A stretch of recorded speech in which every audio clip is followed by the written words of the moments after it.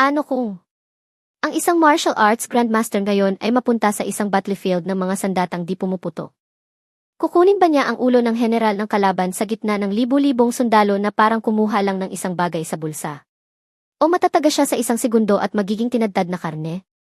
Bilang isang dakilang martial arts grandmaster, hindi mo inaasahang ang kaluluwa mo ay mapupunta sa dinastyang Dazong at magiging isang mababang ranggong guzhang.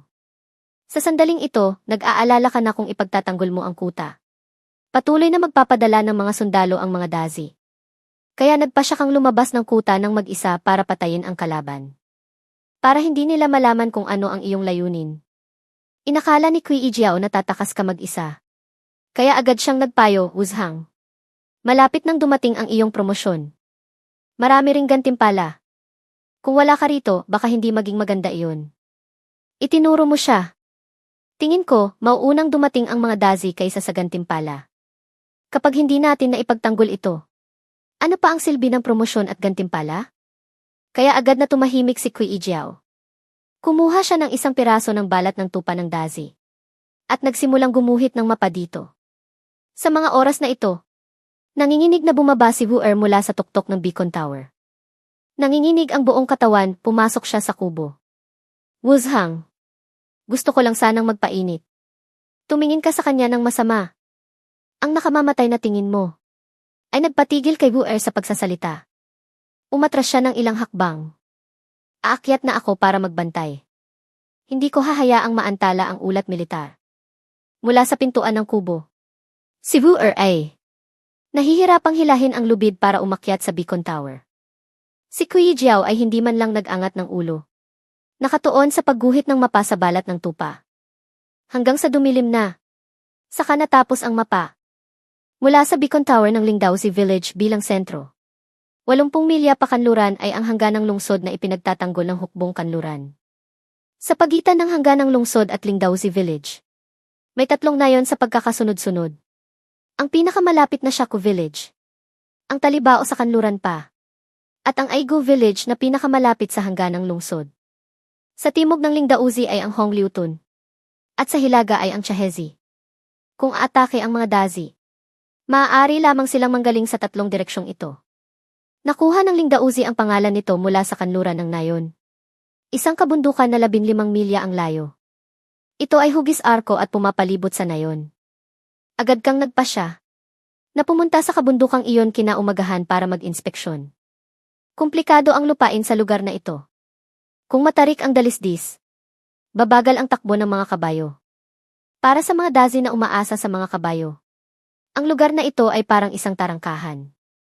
Isang sulo ang sinindihan sa kubo. Si Kui Jiao ay maingat na nag-ayos ng 3 patpat na kahoy. At nagsabit ng isang maliit na kaldero sa gitna. Gusto kanyang igawa ng lugaw. Ang gawaing ito ay karaniwang ginagawa ng asawa ni Wu Er at Wang Qian. Habang nag-aalangan si Kui Ijiao kung gaano karaming bigas ang ilalagay, pumasok si Beijing mula sa labas. Puno siya ng alikabok, mukhang marami siyang ginawa. Tahimik niyang kinuha ang bigas at nagsimulang magluto. Nakaupo ka pa rin sa tabi ng apoy, ginagamit ang liwanag para pag-aralan ang mapa. Nang makitang pumasok si Beijing, kumunot ang iyong noo at sinabing, madilim na at mahirap ang daan. Kumuha ka ng bigas at umuwi ka na agad. Hindi ako uwi. Sumagot si Beijing habang abala. Nagliwanag ang mga mata ni Kui Ijiao. Dito ka titira. Hindi tumingin si Beijing kaninuman. Nakatutok lang sa lugaw sa kaldero. Bakit hindi ba pwede? Sinuri siya ni Kui Ijiao mula ulo hanggang paa. Iba talaga ang babaeng hindi pa nanganganak. Payat ang baywang, malapad ang balakang, mahaba ang mga binti at maganda. 100 beses na mas maganda kaysa sa mga asawa ni Wu Er at Wang Qian. Atlin, paano kung hanapin ka rito ng asawa mong si Lin? Pailing na nagtanong si Kui Ijiao. Hirap na nga siyang bumangon sa kama, hindi siya makakapunta rito.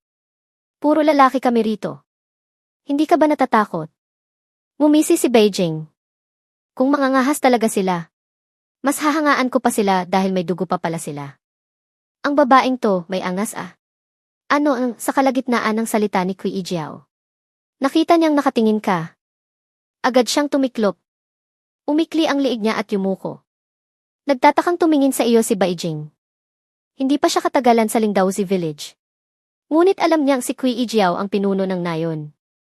Kahit mayroong isang mayamang silin, si Kui Jiao ay may opisyal na katungkulan. Kahit papaano, isa siyang guzhang. Dagdag pa ang kanyang pambihirang galing. Walang kumukontra sa kanya sa nayon. Maging ang mayamang silin ay nagbibigay galang sa kanya. Ngunit hindi niya inaasahan na matatakot siya ng ganito sa isang tingin lang ng binatang ito. Natahimik silang tatlo. Tanging ang kumukulong lugaw sa kaldero ang maririnig. Kinaumagahan, matapos mong ipamahagi ang mga gawain, kumuha ka ng isang kabayong pandigma ng dazi. Dala ang pana, palaso at mahabang espada, lumabas ka ng kampo. Alam mong si Kui Jiao at ang iba pa ay nagbabantay sa tarangkahan. Nakatingin sa iyo. Hindi dahil nag-aalala sila sa iyong kaligtasan, kundi dahil takot silang hindi ka na bumalik. Kung wala ka sa Beacon Tower ng Lingdaozi kapag dumating ang mga dazi, tiyak na magkakawatak-watak sila sa pagtakas. Humingi ng mapa si Kui Jiao. Sumakay ka sa kabayo at dumiretso sa kabundukan sa silangan ng nayon. Kung tama ang iyong hula, matapos magulat ng nakatakas na dazi, tiyak na magdadala siya ng mga kasama para maghiganti ngayon. Ang kabundukang ito ang pinakamagandang lugar para sa isang tambang. Kung sa patag at malawak na lugar mo makakaharap ang mga dazi na magagaling mga bayo at mamana, tiyak na mahihirapan kang makatakas. Ngunit dahil sa kabundukang ito, magiging ibang-iba ang sitwasyon. Wala pang kalahating oras. Nakarating ka na sa paanan ng kabundukan. Dala ang pana at espada, matagal kang umikot sa kabundukan. Sa wakas, nakahanap ka ng isang angkop na lugar para sa pananambang. Batay sa kalupaan at sa mapa.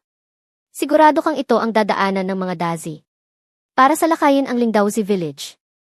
At tama nga ang iyong hinala. Pagkalipas ng tanghali, lumitaw ang 5 itim na tuldok sa malayo. Nang lumapit sila, nakita mo na sila ay 2 kabalyerong naka-iron armor at 3 dazi na walang baluti. 5 mga ngabayo ang huminto sa paanan ng kabundukan. Sabay-sabay nilang hinila ang mga renda at tumingala. Ang kabundukang ito ay banayad sa simula. Ngunit may isang matarik na bahagi. Nag-usap sandali ang 5 sa paanan ng kabundukan. At pagkatapos ay pinatakbo ang kanilang mga kabayo paakyat. Lahat ay ayon sa iyong inaasahan. Sa mga oras na ito, kinuha mo na ang iyong pana, inilagay ang kwerdas, at naghanda ng palaso. Tinutok mo ito sa papalapit na dazi na walang baluti. Ang mismong taong nakatakas mula sa Beacon Tower. Alam niya ang lokasyon ng Beacon Tower. Kaya dapat siyang unahing patayin. Mula 80 hakbang, naging 60 hakbang. Ang pana na hawak mo ay pinaka-epektibo sa loob ng 50 hakbang. Nang dumating ang mga dazi sa matarik na bahagi, kinailangan nilang bumaba at takayin ang kanilang mga kabayo. Tahimik mong hinila ng buo ang kwerdas ng pana. Nakatutok ang dulo ng palaso. Nang pumasok ang dazi na walang baluti sa loob ng 50 hakbang, binitiwan mo ang kwerdas. Isang ugong ng kwerdas ang narinig. Napaka-alerto ng dazi. Nang marinig ang tunog, agad siyang tumingin sa iyong direksyon. Ang kabalyerong naka-iron armor sa likod niya, na bihasa, ay sumigaw ng malakas. Tila binabalaan ang dazi na mag-ingat. Ngunit napakabilis ng palaso. Nang marinig nila ang tunog, isang palasong may 3 talim ang tumusok na sa lalamunan ng dazi. Hindi siya nakasigaw.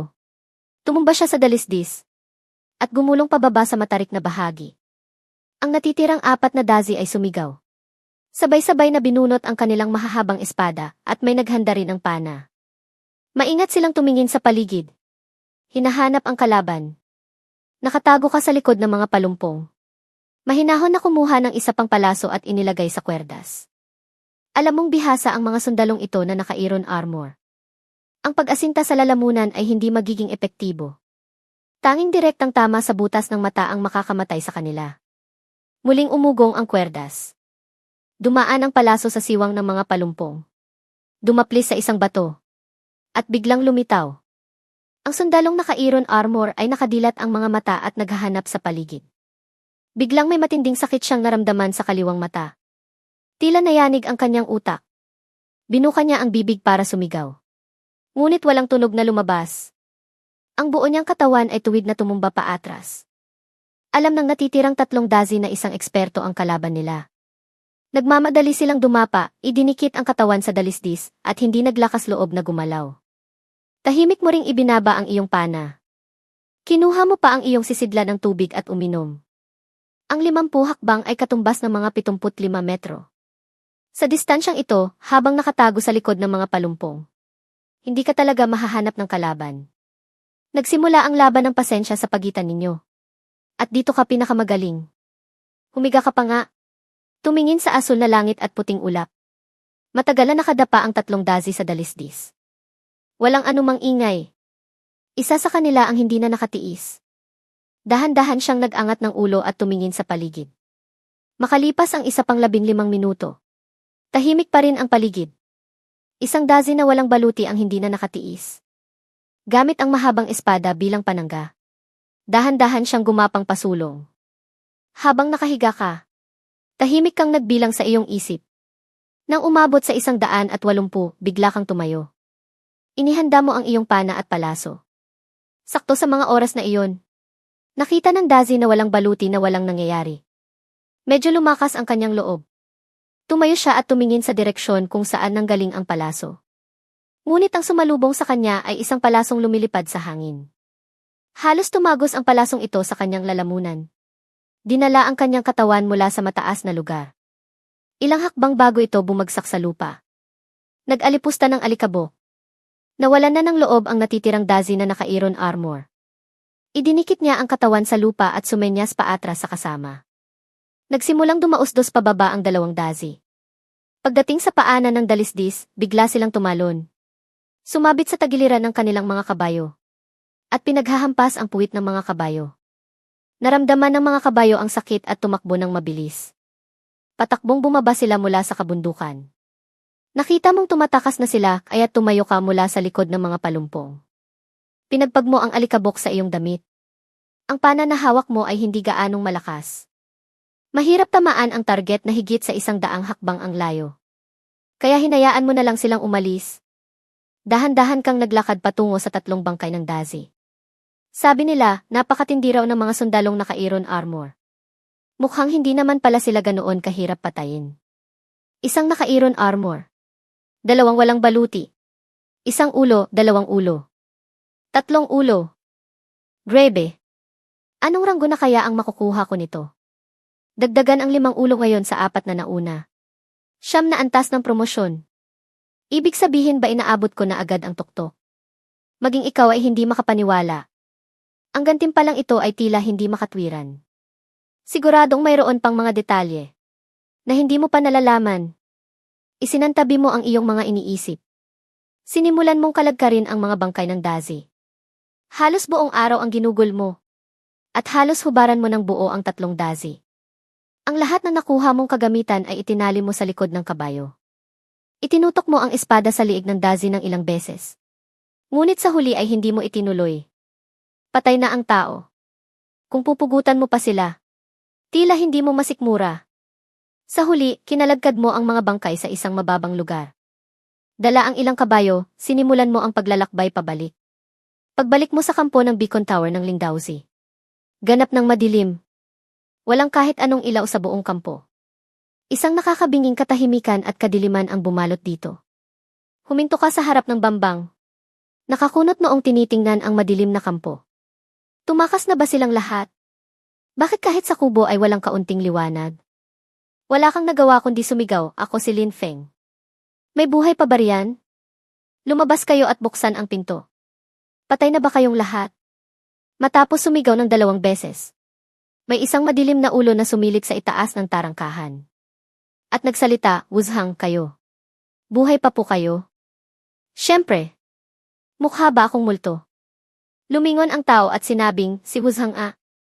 Hindi ba't sinabi mong tumakas na siya? Huwag kang maingay, baka marinig ka ni Wuzhang. Mag-ingat ka sa ulo mo. May mahinang bulungan sa harap ng tarangkahan ng kampo. Sa katahimikan ng gabi, narinig mo ang lahat ng kanilang sinabi. Ang tulay na pambitin ay dahan-dahang bumaba na may kasamang langit-ngit. At kasabay nito, bumukas ang tarangkahan. Si Kui Jiao ay lumabas na may hawak na sulo. Aba, Wuzhang. Nakabalik na po kayo. Buong araw po kaming naghintay sa inyo. Sumunod sa kanya si Lixiong, nga po. Wuzhang, bakit ngayon lang po kayo nakabalik? Nag-aalala po kaming lahat sa inyo. Ang huling bahagi ng sinabi ni Kui Jiao ay naipit sa kanyang lalamunan. Nailawan ng sulo ang 3 kabayong pandigma sa likod mo. Bawat kabayo ay puno ng mga kagamitan. Ang mga balabal na gawa sa balat ng tupa at mga sako ng bigas ay kapansin-pansin. Nakasabit din sa mga syahan ang mga armas tulad ng mahabang espada at pana. Ang pinaka-nakatawag pansin ay nasa likod ng isa sa mga kabayo. 2 set ng bakal na baluti. Alam ng lahat na ito ay kagamitan ng mga dazi na naka-iron armor. Ang 4 na taong lumabas mula sa kampo. Lahat ay nagniningning ang mga mata sa liwanag ng sulo. Utal na sinabi ni Kui Jiao, ito. Ito ay sa kanila. Mula sa likuran, may isang mahinahong boses ng babae, Wu Hanglin.